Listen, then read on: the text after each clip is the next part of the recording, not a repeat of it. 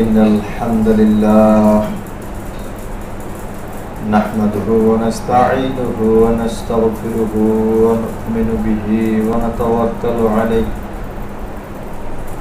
ونعوذ بالله من شرور أنفسنا ومن سيئات أعمالنا من يهده الله فلا مضل له ومن يضلله فلا هادي له وأشهد أن لا إله إلا الله وحده لا شريك له وأشهد أن محمدا عبده ورسوله أعوذ بالله من الشيطان الرجيم يا أيها الذين آمنوا كتب عليكم الصيام كما كتب على الذين من قبلكم لعلكم تتقون عن أبي هريرة رضي الله تعالى عنه قال قال رسول الله صلى الله عليه وسلم من صام رمضان إيمانا واحتسابا غفر له ما تقدم من ذنبه ومن قام رمضان إيمانا واحتسابا غفر له ما تقدم من ذنبه ومن قام ليلة القدر إيمانا واحتسابا غفر له ما تقدم من ذنبه রাওয়াহুল বুখারী ও মুসলিম। প্রশংসা আল্লাহ তাআলার জন্য, যে আল্লাহ সুবহানাহু ওয়া তাআলা করোনাকালীন সময়ে আমাদেরকে সুস্থ রেখে রমজান মাসের শেষ জুমায় এসে মসজিদে সমবেত হওয়ার তৌফিক ইনায়েত করেছেন। সেই আল্লাহ সুবহানাহু ওয়া তাআলার শানে শুকরিয়া আদায় করে তো সকলে করি আলহামদুলিল্লাহ।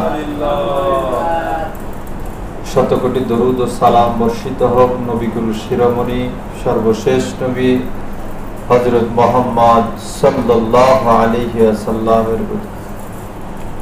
সংক্ষিপ্ত সময় আলোচনার বিষয় রমজানের সিয়ামের গুরুত্ব, এর উপরে সংক্ষিপ্তভাবে আলোচনার চেষ্টা করবো ইনশাআল্লাহুল আজিজ।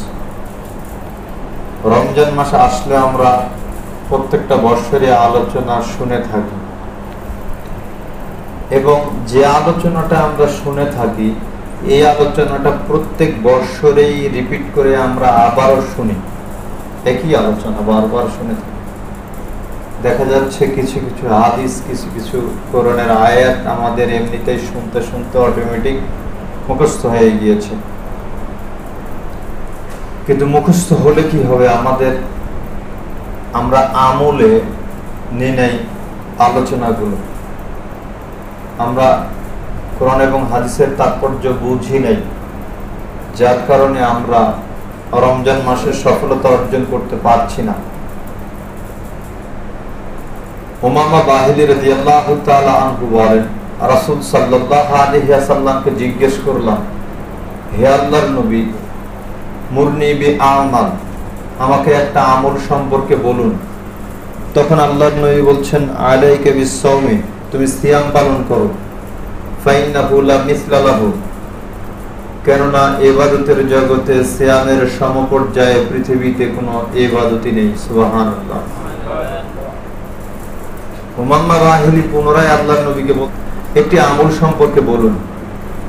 তখন আল্লাহর নবী বলছেন, আলাইকা বিসসাওমি ফাইন্নাহু লা মিসলা লাহু, তুমি সিয়াম পালন করো। সিয়াম ইবাদতের জগতে সিয়ামের সমপর্যায়ে পৃথিবীতে কোনো ইবাদত নেই। তৃতীয়বারে তিনি পুনরায় জিজ্ঞেস করছেন, মুরনি বিআমাল, আল্লাহর নবী আমাকে একটি আমল সম্পর্কে বলুন।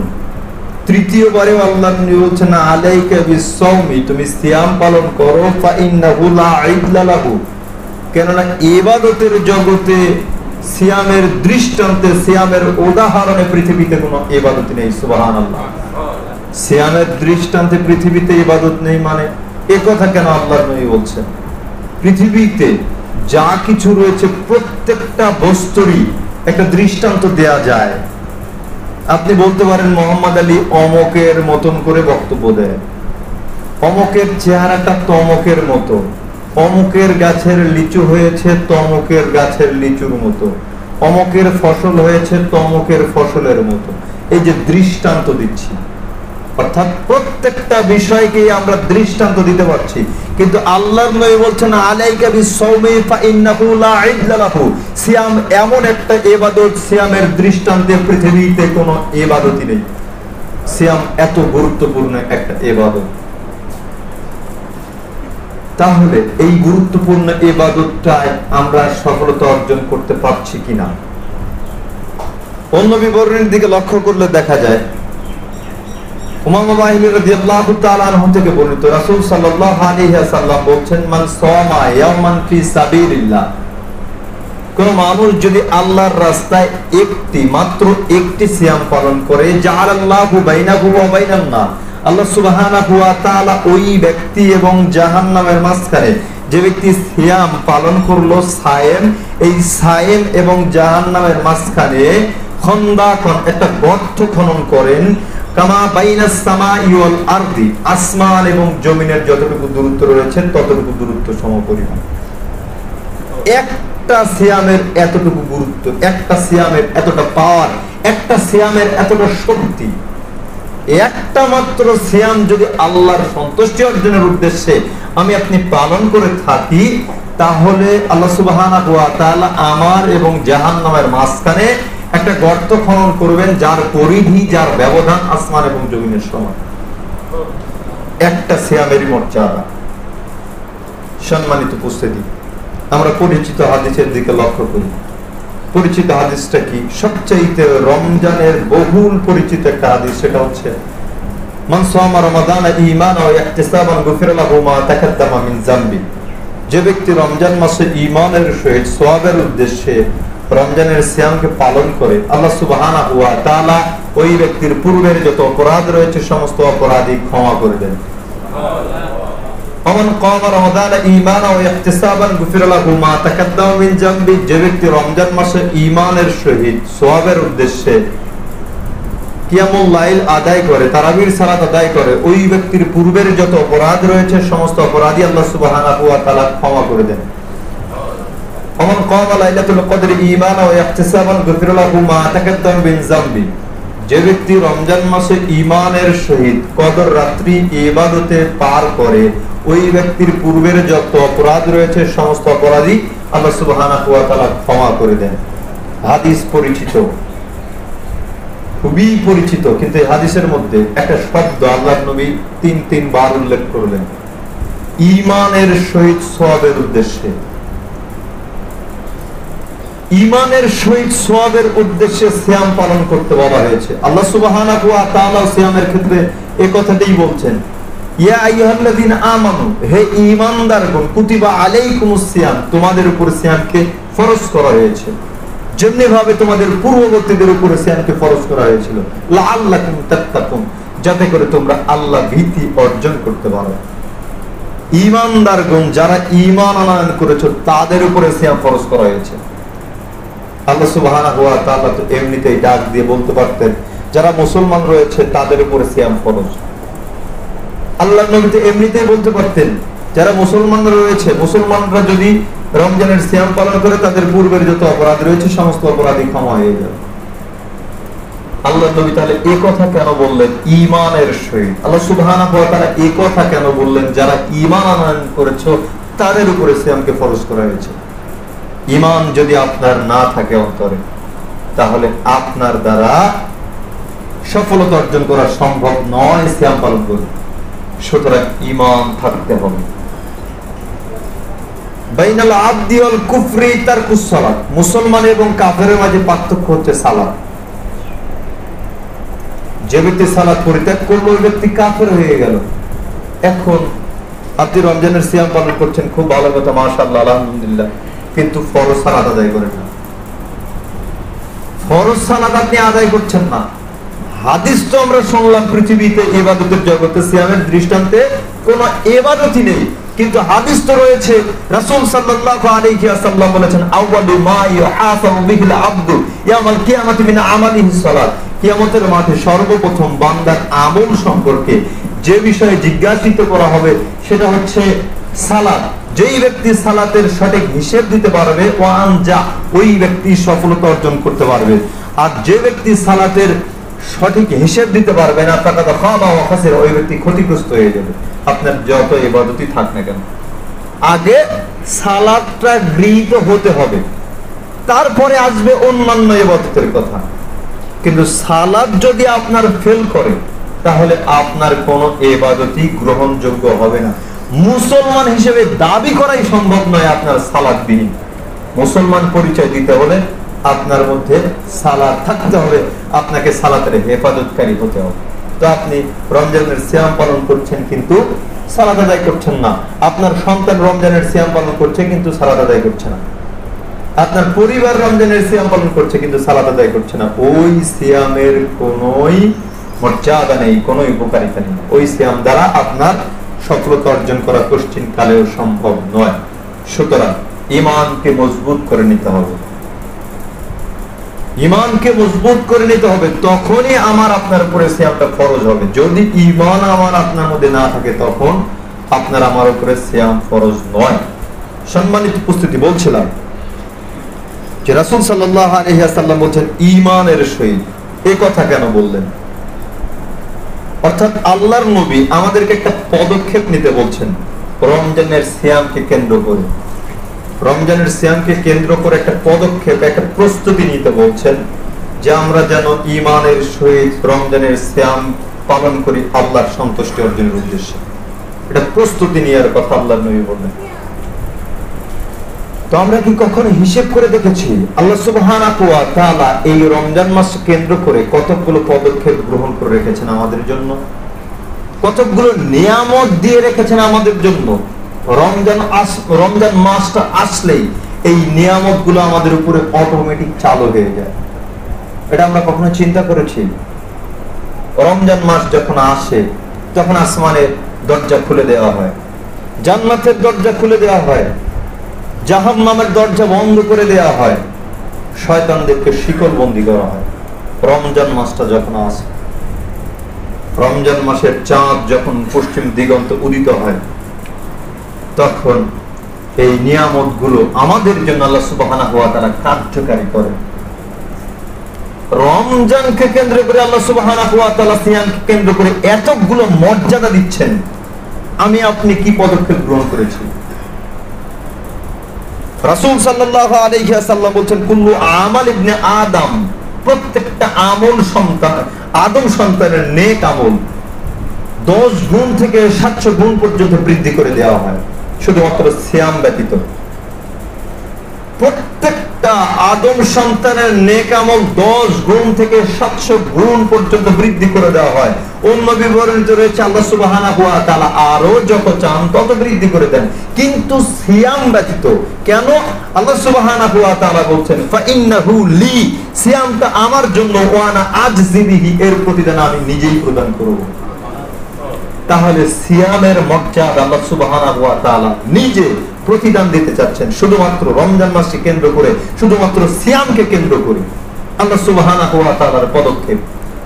আমি আপনি কি পদক্ষেপ গ্রহণ করলাম? এরপরে রাসূল সাল্লাল্লাহু আলাইহি ওয়াসাল্লাম বলেন, সিয়াম পালনকারী সায়েম ব্যক্তির জন্য দুটি আনন্দ ঘন মুহূর্ত রয়েছে। একটা আনন্দ ঘন মুহূর্ত হচ্ছে যখন সায়েম ব্যক্তি ইফতারের পূর্ব সময় অবস্থান করে, এমন সময়ে তার মুখের যে দুর্গন্ধটা রয়েছে, এই দুর্গন্ধটা আল্লাহ সুবহানাহু ওয়া তাআলার নিকটে সবচেয়ে বেশি প্রিয়। আপনার বিবেক বুদ্ধি থাকা দরকার। এই মুখের দুর্গন্ধ আপনার সবচাইতে যে নিকট আত্মীয়, কাছের মানুষ, আপনার স্ত্রী, আপনার পরিবার, আপনার মুখের দুর্গন্ধটা সহ্য করতে পারে না। এই মুখের দুর্গন্ধটা আপনার পরিবার পর্যন্ত সহ্য করতে পারে না। আর আপনি চিন্তা করেছেন এই রমজান মাসের সিয়ামকে কেন্দ্র করে আল্লাহ সুবহানাহু ওয়া তাআলার নিকট সবচাইতে দুর্গন্ধ জিনিসটা আল্লাহ তাআলার নিকট সবচাইতে প্রিয়। সুবহানাল্লাহ। আমি আপনি কি পদক্ষেপ গ্রহণ করলাম? এরপরে রাসূল সাল্লাল্লাহু আলাইহি ওয়াসাল্লাম বলেন, সায়েম ব্যক্তির সাথে বিচারের কাজ করে আল্লাহ সুবহানাহু ওয়া তাআলা সরাসরি সাক্ষাৎ করবেন। সুবহানাল্লাহ। শুধুমাত্র এই সিয়ামের মর্যাদা, সিয়ামের নিয়ামত স্বরূপ আল্লাহ সুবহানাহু ওয়া তাআলা এতগুলো নিয়ামত আমাদের জন্য দিচ্ছেন, তো আমার আপনার মধ্যে কি প্রস্তুতি এসেছে রমজান মাসকে কেন্দ্র করে? অন্যান্য মাস যেভাবে চলি আমরা সেভাবেই চলছি, অন্যান্য মাস যেভাবে আমরা কথাবার্তা বলি এই মাসেও আমরা সেভাবে কথাবার্তা বলছি। একটু ডিফারেন্ট থাকতে হবে আমাদের মধ্যে। কি ডিফারেন্টটা দেখলাম আমরা? আমাদের তো কোনো ডিফারেন্ট আমরা দেখতে পাচ্ছি না, পার্থক্য দেখতে পাচ্ছি না অন্য মাস এবং রমজান মাসের মধ্যে। পার্থক্যটা কোথায়? কোনোই পার্থক্য নেই। রমজান মাসকে কেন্দ্র করে আল্লাহ সুবহানাহু ওয়া তাআলা কতগুলো নিয়ামত দিয়েছেন। পুরা রমজান মাস শুধু নিয়ামতের আলোচনা করলেও ফুরাবে না, সিয়ামের আলোচনা করলেও ফুরাবে না। তাহলে আমরা কি প্রস্তুতি নিয়েছি?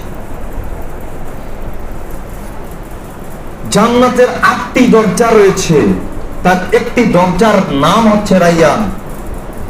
বিচারের কাঠ গড়ায় সিয়াম পালনকারী সায়েম ব্যক্তিরা এই রাইয়ান নামক দরজা দিয়ে প্রবেশ করবে। একে একে যখন সায়েম ব্যক্তিরা প্রবেশ করতে করতে কোনো সায়েম আর থাকবে না, অর্থাৎ সকলেই রাইয়ান নামক দরজা দিয়ে প্রবেশ করবে যখন, তখন আর অন্য কেউ এই দরজা দিয়ে প্রবেশ করতে পারবে না, শুধুমাত্র সায়েম ব্যক্তি ব্যতীত।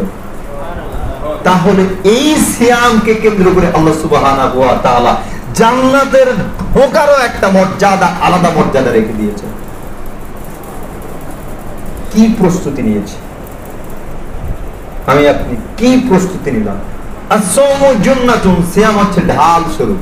ঢাল মানে আরে পৃথিবীতে দেখতে পাচ্ছি আমাকে যে আঘাত করছে, একটা আগ্নেয় অস্ত্র দ্বারা আঘাত করলো, দেখতে পাচ্ছি যে ওই আঘাতটা আমার শরীরে লাগলে সঙ্গে সঙ্গে আমি মারা যাব।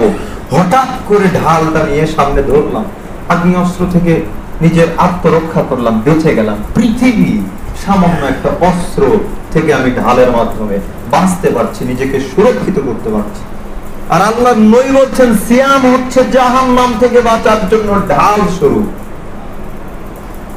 জাহান্নাম আপনাকে গ্রাস করে নেবে, কিন্তু ঢালের কারণে, সিয়ামের কারণে জাহান্নাম আপনার কোনো ক্ষতি করতে পারবে না। কি পদক্ষেপ নিয়েছি? ওই যে হাদিসকে কেন্দ্র করে আমি বলছিলাম যে ঈমানের সহিত সওয়াবের উদ্দেশ্যে আল্লাহ সুবহানাহু ওয়া তাআলা আমাদের জন্য রমজান মাস, পুরা রমজান মাসটাকে নিয়ামতে পরিপূর্ণ করে রেখেছেন। প্রত্যেকটা সময় নিয়ামত, প্রত্যেকটা সময়টাতে নিয়ামত দিয়ে পরিপূর্ণ করে রেখেছেন। এই মাসে আল্লাহ কোরআনকে নাজিল করেছেন। এই মাসে একজন আহ্বানকারী আহ্বান করে বলতে থাকে, হে কল্যাণের অন্বেষণকারী ব্যক্তিবর্গ, তোমরা সামনের দিকে অগ্রসর হও। হে আল্লাহর সন্তুষ্ট অর্জনকারী ব্যক্তিবর্গ, তোমরা সামনের দিকে অগ্রসর হও। এবং হে পাপী ব্যক্তিবর্গ, মন্দের অন্বেষণকারী ব্যক্তিবর্গ, অনেক হয়েছে, থেমে যাও, থেমে যাও। আল্লাহ সুবহানাহু ওয়া তাআলা এই মাসে অধিক হারে বান্দাকে জাহান্নামের আগুন থেকে পরিত্রাণ দিয়ে থাকেন। ওয়ালিল্লাহি উতকাউ মিনান নার, প্রতি রাতে, আর এটা করে থাকেন প্রতি রাতে। তাহলে একবার বলেন তো, রমজান মাসে আপনি কিভাবে রাতটা পার করছেন আর অন্যান্য মাসে কিভাবে রাতটা পার করছেন? ডিফারেন্ট আছে? কোনো ডিফারেন্ট নেই। ডিফারেন্ট খালি শুধুমাত্র সেহরিটা খাচ্ছেন, পার্থক্য নেই। সেহরি খাচ্ছেন অনেকে, সেহরি খেয়ে ওর সালাত আদায় করি না। সম্মানিত যেহেতু ঈমানের কথা আল্লাহর নবী উল্লেখ করেছেন, সুতরাং আমি আপনিও রমজানের পূর্বে যে যে অবস্থাতেই চলাচল করি না কেন, যখন রমজানের চাঁদ পশ্চিম দিগন্তে উদিত হবে, তখন আপনার আমার উপরে অটোমেটিক ঈমানটা এসে ভর করতে হবে।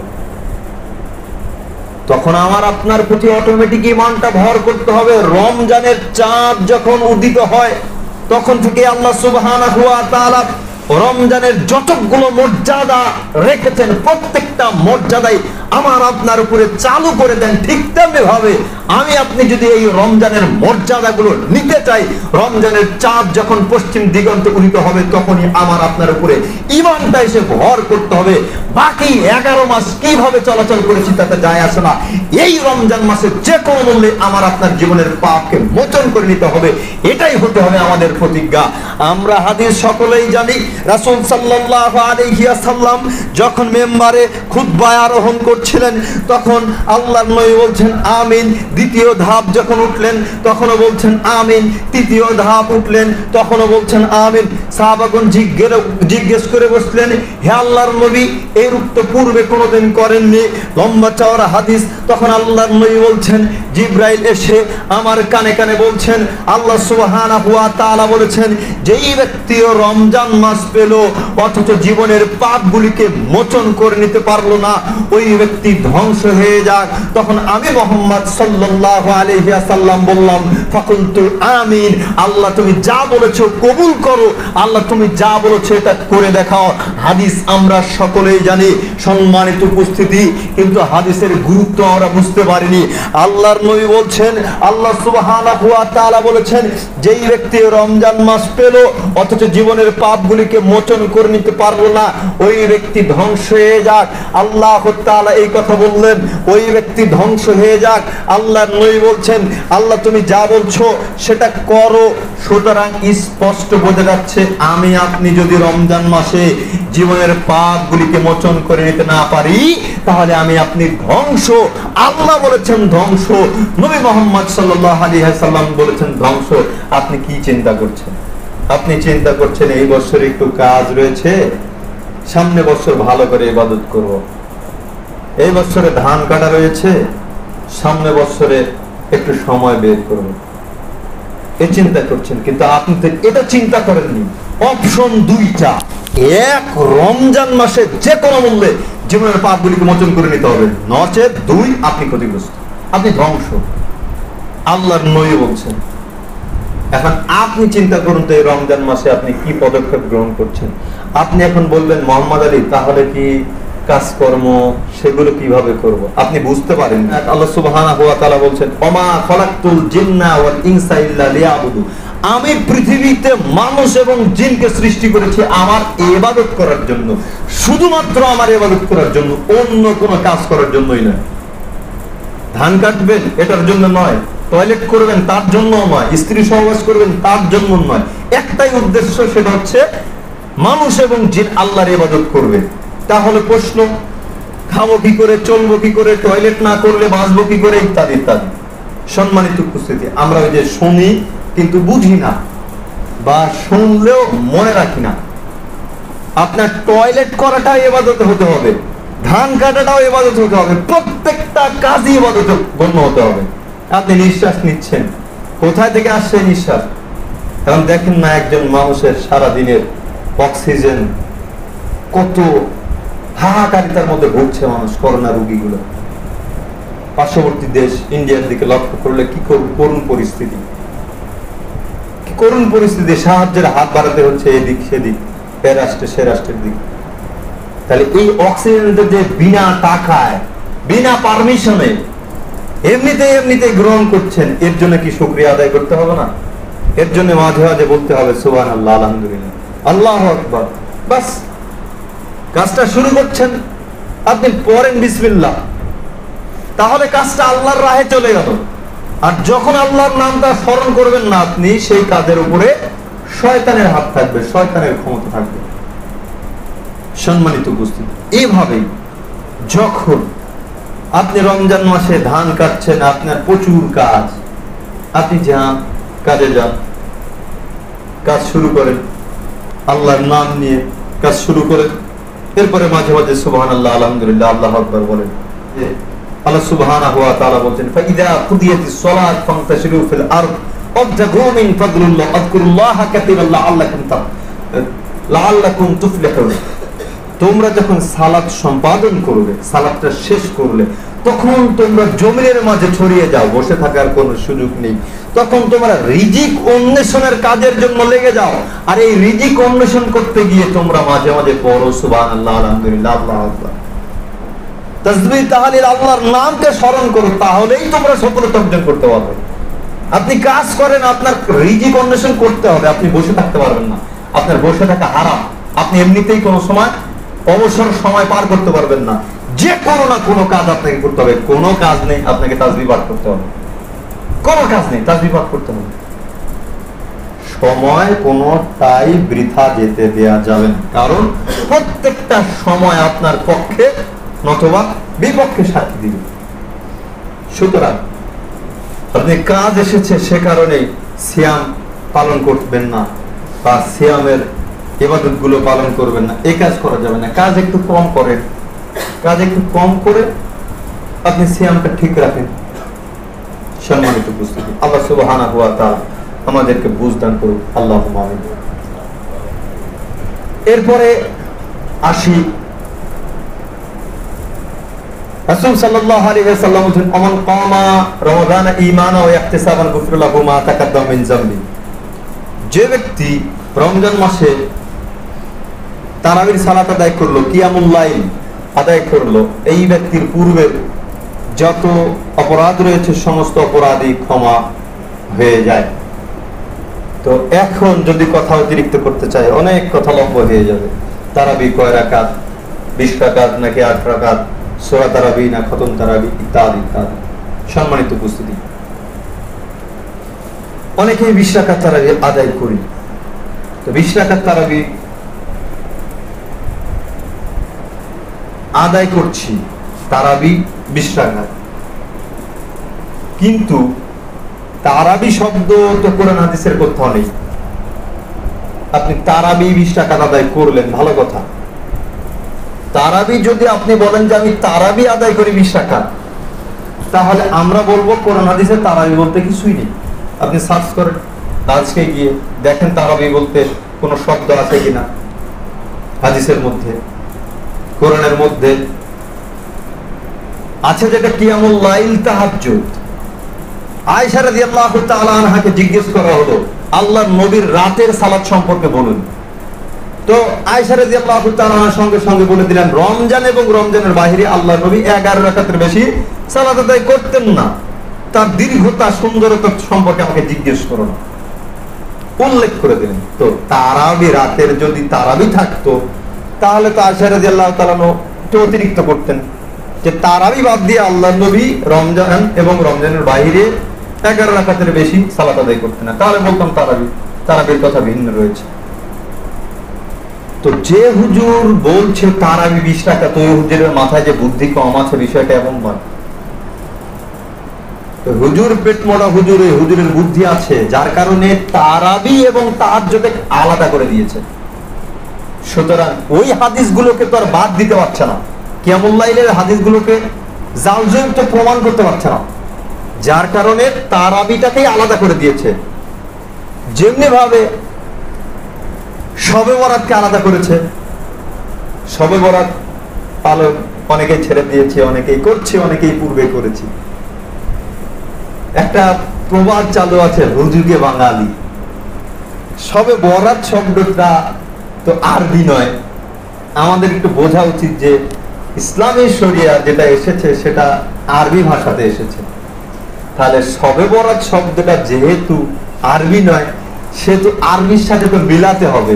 যে আসলে আমরা রূপক অর্থ নিয়েছি যে এটা শবে বরাত আঞ্চলিক অর্থ, এই অর্থটা দেখি আরবিতে কি আসে এটা তো নিতে হবে, মিলতে হবে আরবির সাথে। এবারে বাংলাতে ট্রান্সলেট করেন যে শবে বরাত শব্দের অর্থ কি, আসলে হচ্ছে ভাগ্য রজনী। ভাগ্য রজনীকে এবার আরবি দিয়ে ট্রান্সলেট করেন লাইলাতুল কদর। তাহলে লাইলাতুল কদর যদি হয়, লাইলাতুল কদর তো রমজান মাসে, সেটা কি করে রমজানের 15 দিন আগে আসবে? সিম্পল ব্যাপার, একটু বুঝলেই। যার কারণে বলছিলাম যে হুজুরের বুদ্ধি নাই, বিষয়টা এমন নয়। হুজুরের পেট মোটা, হুজুরের পেটটা আরো বড় করতে হবে। যার কারণে হুজুর বুদ্ধি কাটিয়েছে, লাইলাতুল কদরকে আলাদা করে দিয়েছে, শবে বরাতকে আলাদা করে দিয়েছে, কিয়ামুল লাইলকে আলাদা করে দিয়েছে, তারাবিকে আলাদা করে দিয়েছে, পৃথক পৃথক ইবাদত করে দিয়েছে। আল্লাহ সুবহানাহু ওয়া তাআলা বলছেন, আল্লাযী খালাকাল মাউতা ওয়াল হায়াতা লিয়াবলুয়াকুম আইয়ুকুম আহসানু আমালা। যিনি মৃত্যু এবং জীবনকে সৃষ্টি করেছেন তোমাদেরকে পরীক্ষা করার জন্য, কে তোমাদের মধ্যে আমলের দিক দিয়ে উত্তম। আমল বেশি হলে আপনি সফলতা অর্জন করবেন, বিষয়টা এমন নয়। আপনার আমল বেশি হলে আপনি সফলতা অর্জনকারী হবেন, বিষয়টা এমন নয়। বরং আপনার সৎ আমল হতে হবে, আপনার আমলটা সলেহ হতে হবে। প্রত্যেকটা জায়গাতে আল্লাহ সুবহানাহু ওয়া তাআলা যেখানে আমলের কথা বলেছেন, সেখানে আমলের সলেহ কথা বলেছেন, সৎ আমলের কথা বলেছেন। তাহলে আমল দেখেন বাড়িয়ে দিয়েছি। এমনিতেই মুসা আলাইহিস সালামের সেই কথাটা যে আল্লাহর নবীকে বললেন তোমার উম্মত 50 ওয়াক্ত সালাত আদায় করতে পারবে না। মুসা আলাইহিস সালাম সেখান থেকেই কিন্তু বলে দিয়েছেন তোমার উম্মত 50 ওয়াক্ত পারবে না। আস্তে আস্তে আসলো কত? 5 রাকাত। 5 রাকাতের মধ্যেই 50 ওয়াক্তের গুরুত্ব, 50 ওয়াক্তের মর্যাদা নিহিত রয়েছে। তারপরেও কিন্তু মুসা বলেছেন আরো কমিয়ে নিয়ে আসো। আল্লাহর নবীকে মুসা আলাইহিস সালাম বলছেন যে ইবাদত সালাত আরো কমিয়ে নিয়ে আসো। আর এই পেট মোটা হুজুর ইবাদত নতুন করে সৃষ্টি করছে, নতুন করে কদর বাদ দিয়ে শবে বরাত সৃষ্টি করছে, নতুন করে ঈদে মিলাদুন নবী সৃষ্টি করেছে, নতুন নতুন আমল। অথচ মুসা আলাইহিস সালাম চেয়েছিলেন ইবাদত আরো কম হোক। তাহলে চিন্তা করেন এই হুজুরের পরিস্থিতি, সম্মানিত উপস্থিতি। সুতরাং কোরআন এবং সহিহ হাদিসের দিকে ফিরে আসতে হবে, মাথা নত করতে হবে। আল্লাহ সুবহানাহু ওয়া তাআলা আমাদেরকে সঠিক বুঝ দান করুক। আল্লাহুম্মা। সম্মানিত উপস্থিতি, সময় যেহেতু কমে আসছে, আলোচনা একটু হচ্ছিল মসজিদের মধ্যে, সেটা হচ্ছে সাদাকাতুল ফিতর নিয়ে। সাদাকাতুল ফিতর প্রত্যেকটা মুসলিম দাস দাসী সকলের উপরে ওয়াজিব করা হয়েছে রমজান মাসে, যাতে করে রমজানের ভুল ভ্রান্তিগুলো থেকে সিয়াম সুরক্ষিত থাকে। এই কারণে লম্বা চওড়া আলোচনা সংক্ষেপে বলছি, যদি এবার গুলো বলতে যাই অনেক সময় লেগে যাবে। আমরা জানি মোটামুটি সাদাকাতুল ফিতর সম্পর্কে, ছোট বড় দাস দাসী প্রত্যেকের উপরে, অর্থাৎ শুধু মুসলমান হলেই মুসলমানের বাচ্চাগুলো দেরও এই সাদাকাতুল ফিতর আদায় করতে হবে। এখন ঘরে রয়েছে কি দিয়ে ফিতর আদায় করবে, এটাই হচ্ছে আমাদের বেশি মতনৈক্য যে আমরা কি দিয়ে ফিতর আদায় করব। তো এখন যদি বলি খাদ্যদ্রব্য, তাহলে এক শ্রেণীর মানুষ যুক্তি দিবে খাদ্যদ্রব্য দিব তাহলে তো ভিক্ষুক নিতে চাইবে না। এরকম প্রশ্নের একটা সম্মুখীন আমি হয়েছিলাম। আমি জৈনক্য আলেমকে জিজ্ঞেস করছি, বলছি চাচা রাসূল সাল্লাল্লাহু আলাইহি ওয়াসাল্লাম তো খাদ্যদ্রব্য দিয়ে ফিতর আদায় করছেন, তাহলে আমরা কেন টাকা দিয়ে করব? তখন তিনি বলছেন তুমি ভিক্ষুককে খাদ্যদ্রব্য নিবে, তখন ভিক্ষুক নিবে না, বা খাদ্যদ্রব্য উঠালে বিভিন্ন ধরনের ঝামেলা হবে, বন্টন করো, জায়গা দাও, রাখো, ইত্যাদি ইত্যাদি। মানে যুক্তি, কতগুলো যুক্তি দিচ্ছি, কিন্তু আমরা পজিটিভলি কেউ চিন্তা করিনি। সুন্নাত অনুযায়ী আমল করলে জীবনের প্রত্যেকটা ক্ষেত্রে আমাদের জন্য সফলতা রয়েছে, প্রত্যেকটা ক্ষেত্রে। কিভাবে? আপনি দেখেন, এটা যুক্তি দিচ্ছে আমিও, পাল্টা যুক্তি। যদি আপনি ওরকম যুক্তি দেন তাহলে আমি এখানে কয়েকটা যুক্তি দিতে পারি। সেটা হচ্ছে আমাদের দেশের প্রধান খাদ্য চাউল, ধান অথবা গম। তাহলে এখানে যদি চাউল উঠান, সকলেই ভালো চাউল খান, আলহামদুলিল্লাহ, ভালো কথা, আমি বলছি না দেখো খারাপ চাউল খান, কিন্তু 5টা বাড়ির চাউল একত্রে যদি মেলান তাহলে কি ওই চাউলের দাম বাড়বে না কমবে? বাড়বে না কমবে? কমবে। এখন চাউলের দাম 5টা বাড়ির চাউল যদি একত্রে হয়, ওই চাউলের দামটা কমে গেল। তো ফিতরার চাউল যদি 5 মণ 10 মণ এক জায়গাতে একত্রিত হয়, এবারে এই চাউলটা তো বিক্রি করবেন। যদি বিক্রি করতে চান, বিক্রি যদি বন্টন না করে, অথবা যাকে বন্টন করা হলো, যাকে দেয়া হলো, সে যদি বিক্রি করতে চায় এই চাউলটা, তাহলে নিশ্চিত এই চাউলটা বাজার অনুযায়ী 2 টাকা 5 টাকা 10 টাকা কেজিতে কম দিয়ে বিক্রি করতে হবে। তাহলে এই জায়গাতে একজন বিক্রেতা কিন্তু ক্রেতা এই চাউলটা কিনে নেবে ব্যবসা করার জন্য। আর এই ব্যবসা যে করছে, যে চাউলটা ক্রয় করে নিয়ে আবার বিক্রি করছে, এ তো 2 টাকা লাভ করলো। আর মধ্যবিত্ত পরিবারের কিছু মানুষ রয়েছে, তারা দেখবে ওই চাউলগুলো তো ভালো, কিন্তু 10 জনের বাড়ির চাউলের জন্য এই চাউলের দাম কম, ও 2 টাকা কমে ওইখান থেকে চাউলটা ক্রয় করতে পারবে। কয়জন উপকৃত হলো? 3 জন, একটা সুন্নাতকে পালন করার জন্য। আর আপনি যুক্তি দেখাবেন মানে? প্রত্যেকটা হাদিসের মধ্যে খাদ্যের কথা বলা হয়েছে। রাসূল সাল্লাল্লাহু আলাইহি ওয়াসাল্লামের সময় কি মুদ্রা ছিল না? আল্লাহর নবীর সময়ে মুদ্রা ছিল। তাহলে কেন আমরা খাদ্যদ্রব্যকে পরিবর্তন করে দিয়েছি?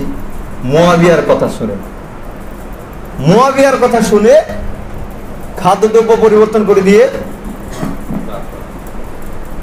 টাকা দিয়ে ফিতরা আদায় করছি। লম্বা চওড়া হাদিস, আবু সাঈদ থেকে বর্ণিত হাদিসটি।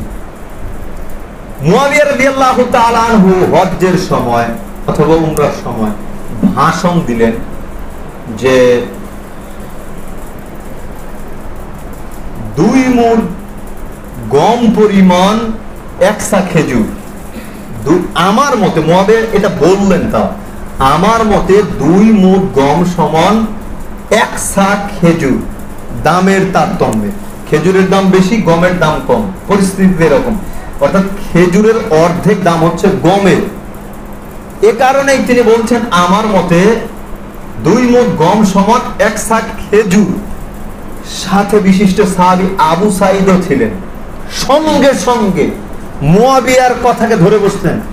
আল্লাহর নবী যেভাবে কথা বলেছেন তার পরিবর্তন হয় কি করে? আমি আবু সাঈদ যতদিন পর্যন্ত বেঁচে আছি আল্লাহর নবী যেভাবে বলেছেন, যেভাবে আদায় করেছেন সেভাবেই আমরা আদায় করব।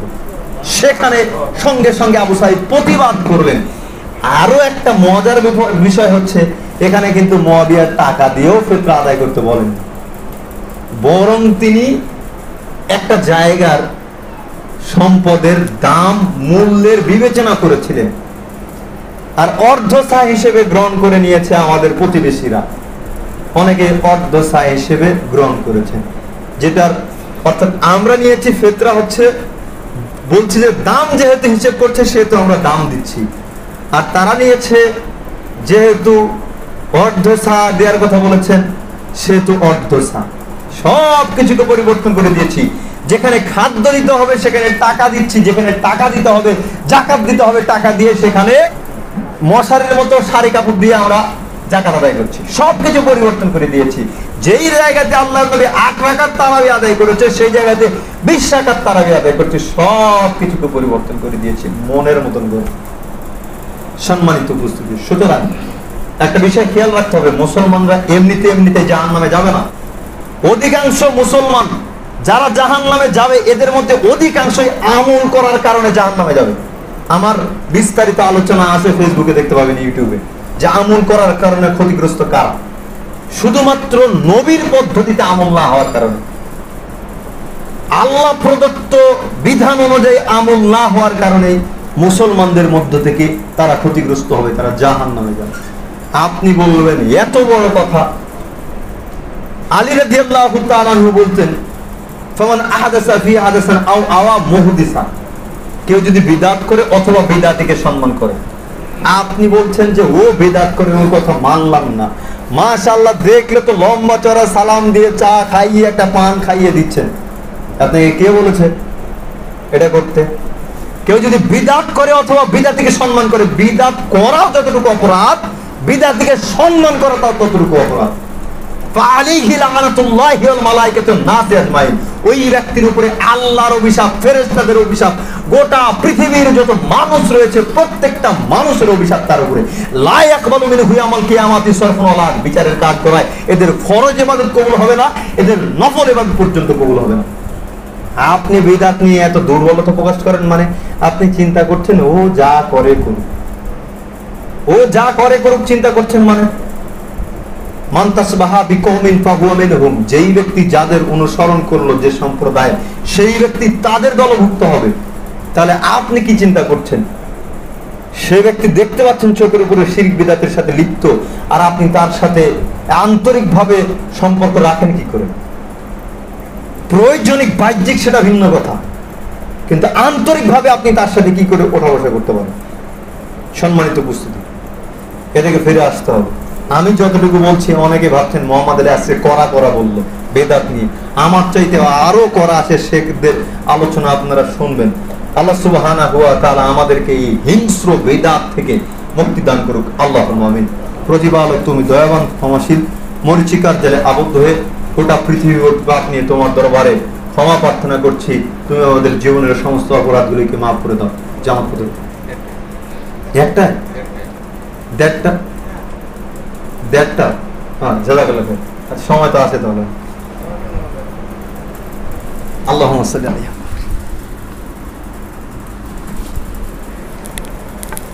আলহামদুলিল্লাহ ওয়াসসালাতু ওয়াসসালামু আলা মান লা নাবিয়্যা বা'দ। সম্মানিত উপস্থিতি, যা হোক বলছিলাম, রমজান মাস যে কোনো ভাবে হেলায় খেলায় আমাদেরকে পার করে দেওয়া চলবে না। প্রস্তুতি, একটা মাস সাধনা করতে হবে যে কোনো মূল্যে, যে কোনো মূল্যে আমাদেরকে এই মাসে জীবনের পাপগুলিকে মোচন করে নিতে হবে। আপনার কোন দিনের আমল কবুল হবে এটা আপনি জানেন না। একটা মাস, একটা দিন, একটা আমল যদি আপনার কবুল হয়ে যায়, তাহলে ওই আমলের কারণে আপনার নাজাতের ওসিলা হয়ে যেতে পারে। আপনি নিজে আমল করেন, আলহামদুলিল্লাহ, মাশাআল্লাহ, কিন্তু আপনি কি নিজে আমল করলে সফলতা অর্জন করতে পারবেন? হবে না। কু আনফুসাকুম ওয়া আহলিকুম নার, জাহান্নামের আগুন থেকে নিজে বাঁচো। আপনি যখন শিখে গেলেন যে আমি কিভাবে জাহান্নামের আগুন থেকে বাঁচবো বা বাঁচতে পারবো, এটা যখন আপনি শিখে গেলেন, তখন আপনার উপরে দায়িত্ব অর্পিত হলো আপনার পরিবার পরিজনদেরকে জাহান্নামের আগুন থেকে বাঁচানো। আপনি যতক্ষণ নিজে বাঁচার জন্য প্রস্তুতি নিতে পারেননি ততক্ষণের কথা স্টপ। কিন্তু যখন আপনি জানতে পারলেন আমি এভাবে চলাচল করলে জাহান্নামের আগুন থেকে বাঁচতে পারবো, তখন থেকে আপনার উপরে দায়িত্ব অর্পিত।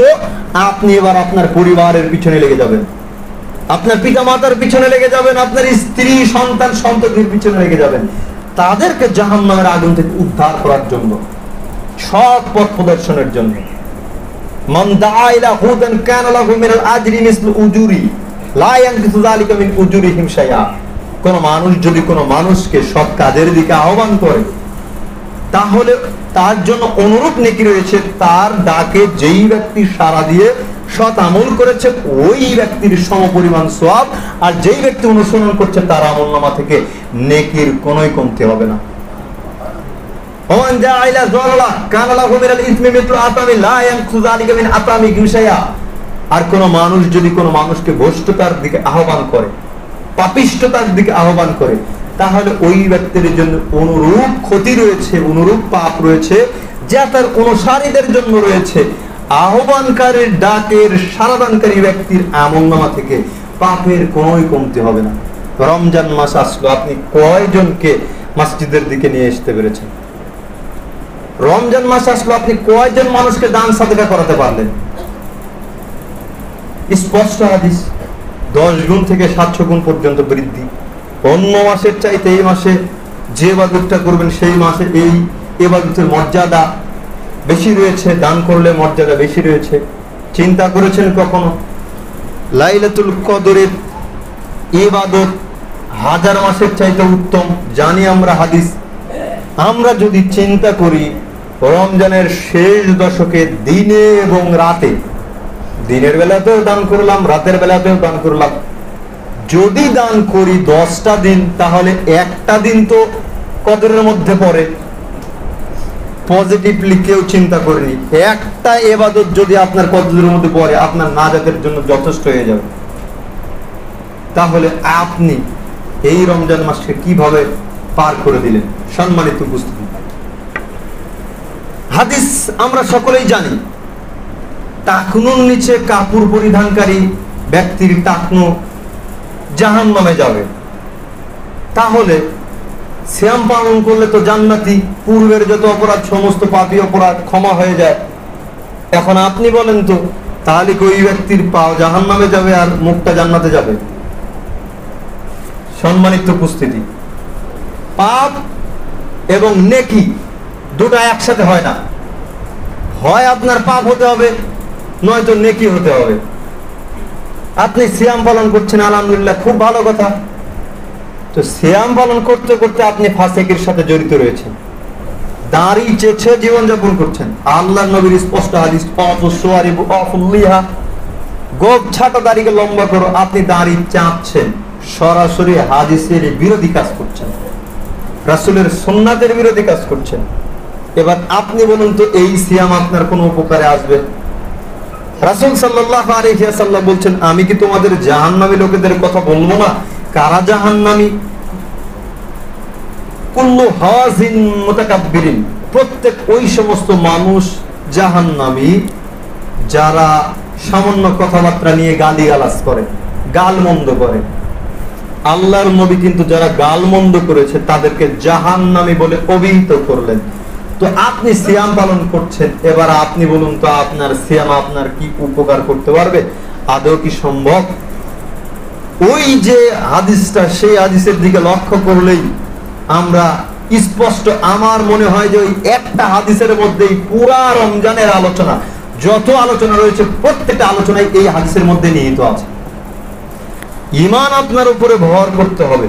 রমজানের চাঁদ উদিত হওয়ার সঙ্গে সঙ্গে প্রত্যেকটা সময় আপনাকে বিবেচনা করতে হবে আপনার দ্বারা যেন কোনো পাপ সংগঠিত না হয়। একটা মাস আপনার দ্বারা যদি কোনো পাপ সংগঠিত যাতে করে না হয়, এ ব্যাপারে আপনাকে সতর্ক থাকতে হবে। আপনার প্রত্যেকটা শ্বাস প্রশ্বাস নিঃশ্বাস সবকিছু যেন ইবাদতের ভেতরে গণ্য হয়। আপনি রাস্তা দিয়ে চলছেন, চট করে একটা ফসল নষ্ট করে দিয়ে চলে যাচ্ছেন, আর চিন্তা করছেন এটা তেমন কোনো ব্যাপার না, এটা তেমন কোনো ব্যাপার না, এটা চিন্তা করছেন। এটাকে আপনাকে চিন্তা করতে হবে যে এটা এই আমার অচেতনতায় যেন আমার দ্বারা কোনো ক্ষতি না হয়। কারণ আল্লাহ তাআলা বলছেন, লুকমান হাকিম তার সন্তানের বলছেন, তুমি বিন্দু মাত্র পাপ অথবা যদি পুণ্য করে থাকো, ইয়াতি বিহাল্লাহ, বিচারের কাজ করে আল্লাহ সুবহানাহু ওয়া তাআলা এটাকে উপস্থিত করবেন। সুতরাং আমার আপনার প্রত্যেকটা বিষয়কেই বিবেচনা করে চলাচল করতে হবে। সম্মানিত উপস্থিতি, এরপরে যা হোক রমজান মাসে একটু আড্ডু আমরা ইবাদত করি। যখন রমজান মাস শেষ হয়ে যায়, ঈদের সালাত পর্যন্ত আমরা মোটামুটি খুব ভালোভাবেই চলাচল করি। ঈদের সালাত যখন শেষ হয়ে যায়, ঈদের সালাত শেষ করে যখন বাড়িতে আসি, আর মনেই থাকে না যে গতকালকে আমরা রমজান মাস ছিল, ফজরের সালাত আদায় করতে গিয়েছিলাম, তারাবির সালাত আদায় করতে গিয়েছিলাম, ইশারের সালাত আদায় করতে গিয়েছিলাম। এটা স্মরণই থাকে না। মানে মন থেকে মনে হচ্ছে একবারে মুছে গিয়েছে যে গতকালকে আমরা রমজানের মধ্যে ছিলাম, নিয়মিত 5 ওয়াক্ত সালাত আদায় করেছি, রমজান শেষ, সালাত আদায় করা শেষ, সবকিছু ভুলে গিয়েছে অটোমেটিক। এভাবে হলে হবে না। রাসূল সাল্লাল্লাহু আলাইহি ওয়াসাল্লাম বলছেন, আর একটা মজার ব্যাপার বলি, প্রচলিত একটা শব্দ, আঞ্চলিক ভাষা, সাক্ষী রোজা বলতে রোজা আছে, এটা জানেন?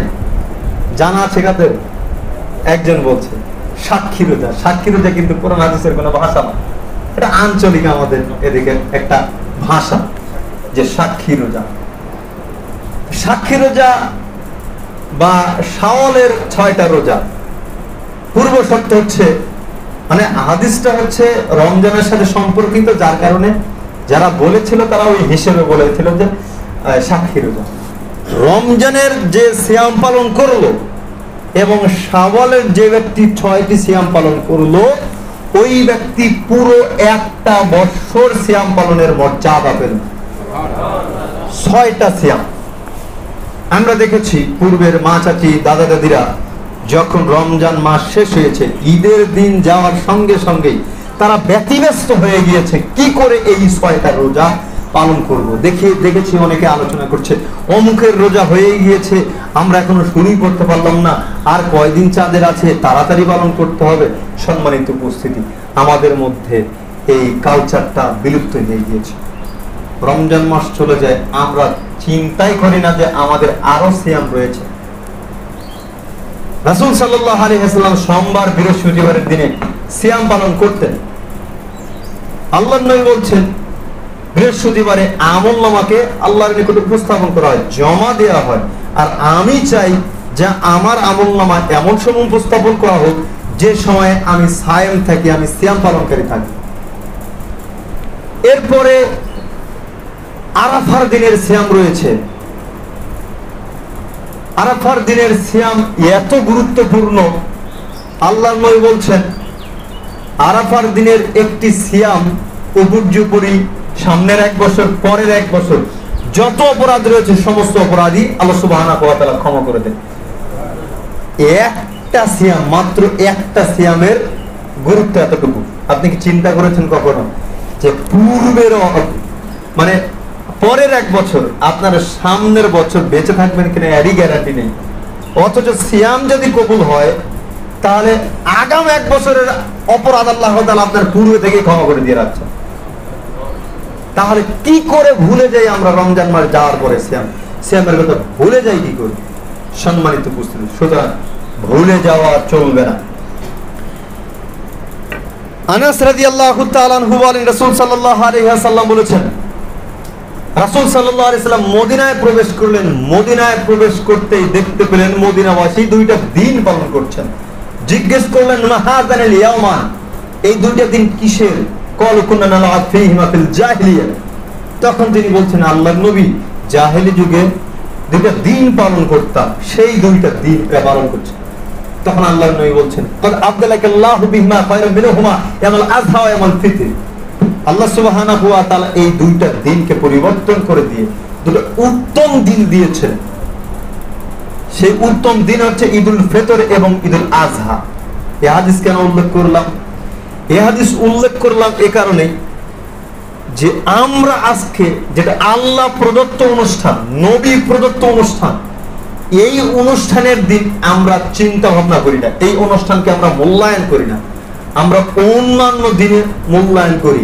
মেয়ের বিয়ের দিন বাড়ি সাজাও, বাড়ি পরিপূর্ণ করো, এটা করো সেটা করো, একেবারে পুরো বাড়িটাকে ভিআইপি গেস্টে পরিণত করি। অথবা একদিন মাহফিল হবে, সেই দিনকে কেন্দ্র করে আমরা সব কিছুকে চাকচিক্য করি। অথচ রাসূল সাল্লাল্লাহু আলাইহি ওয়াসাল্লাম বলছেন, তোমরা ঈদের দিনকে কেন্দ্র করে সুন্দর পোশাক পরিধান করো, বাড়িটাকে পরিষ্কার করো, সুন্দর সুগন্ধি ব্যবহার করো, মোটা তাজা কুরবানি করো।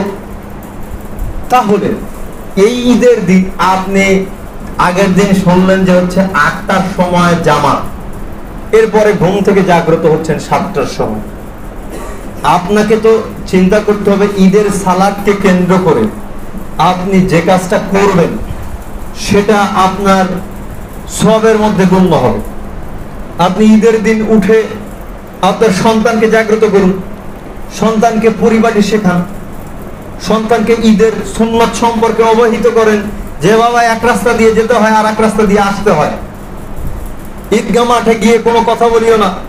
ইমাম সাহেব কথা বলার পূর্বে কথার প্রসঙ্গে কথা মনে আসলো, আপনারা মসজিদে এসে দেখলাম ভালোই আলোচনা করছেন খুতবার দিন। জুমার মসজিদে আদব রয়েছে, একটা বৈশিষ্ট্য রয়েছে, তার মধ্যে একটা বৈশিষ্ট্য হচ্ছে চুপ থাকা, আর একটা বৈশিষ্ট্য হচ্ছে একজন কথা বলছে ওকে না বলা যে তুমি থামো। আমি কথা বলছি, আপনি আমাকে বলতে পারবেন না যে মোহাম্মদ আলী থামেন, কথা বলেন, এটা বলতে পারবেন। যে বলছে ও বলুন, বলতে বলতে থেমে যাবে, কিন্তু আপনার মুখ খোলা চলবে না। এটা একটা বৈশিষ্ট্য। ঠিক তেমনি ভাবে আমরা বললাম এই কারণে ঈদগাহ মাঠে দেখি এক শ্রেণীর মানুষ মাউথপিস হাতে নিয়ে আল্লাহু আকবার, আল্লাহু আকবার, লা ইলাহা ইল্লাল্লাহ, আল্লাহু আকবার, আল্লাহু আকবার, লা ইলাহা ইল্লাল্লাহ ইত্যাদি ইত্যাদি। যেই সালাতের আযান নাই, ইকামত নাই, সেই সালাতে ডাকেন কি করে? একেবারে নিশ্চুপ, আগের দিনে অ্যানাউন্স করে দেওয়া হবে এতটার সময় সালাত, ঠিক সেই মুহূর্তে এসে বসে যাবেন, সালাত শেষ হবে, এরপরে খুতবা শুরু হবে, এরপরে বক্তব্য শুরু হবে, এরপরে নাসিহত শুরু হবে। সম্মানিত উপস্থিতি, যে কথাটি বলছিলাম যে আপনার সন্তানকে ঈদের দিনের সুন্নাতটা অবশ্যই শিক্ষা দিবেন। আরো একটা বিষয় যেটা ছেড়ে দিয়ে এসেছে সেটা হচ্ছে ফিতরার ব্যাপারটা। অনেকে চিন্তা করি যে খাদ্যদ্রব্য দিয়ে যদি ফিতরা আদায় করি তাহলে অনেক ঝামেলা হবে, টামেলা হবে, ইত্যাদি ইত্যাদি। তো আমরা পজিটিভলি চিন্তা করি না যে আমাদের সন্তানগুলো রয়েছে, ছোট ছোট বাচ্চা কাচ্চাগুলো রয়েছে, এরা তো অন্য অন্য কাজ করতে পারে না। এদেরকে যদি বলি নামাজ পড়াও, নামাজ পড়াতে পারে না। এদেরকে যদি বলি ইমামতি করো, ইমামতি করতে পারে না। এদেরকে তো কিছু একটা করাতে হবে। তো এই ফিতরা আদায়ের ক্ষেত্রে তো আমাদের আর তো কোনো মাসলা লাগছে না যে ফিতরা উঁচু করে নিতে হবে না, কাট করে নিতে হবে, মগে নিতে হবে না, জগে নিতে হবে, এগুলো তো নেই। ফিতরা ভেবেছে দেন কয়েকটা 5টা 10টা ছোট ছোট কিশোরদেরকে যে বাবা তোমরা ফিতরা গুলো জমা করবে, অমুকের বাড়ি থেকে নিয়ে আসবে, তমুকের বাড়ি থেকে নিয়ে আসবে, 1 বছর 2 বছর।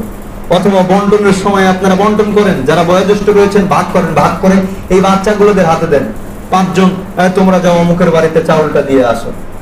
পরের বছর দেখেন এই বাচ্চা কাচ্চাই আপনাকে গুঁতা দিবে আর বলবে চাচা আব্বু ফিতরা উঠাবো না, মানুষকে দিতে যাব আমরা। উদ্বুদ্ধ হবে এভাবেই।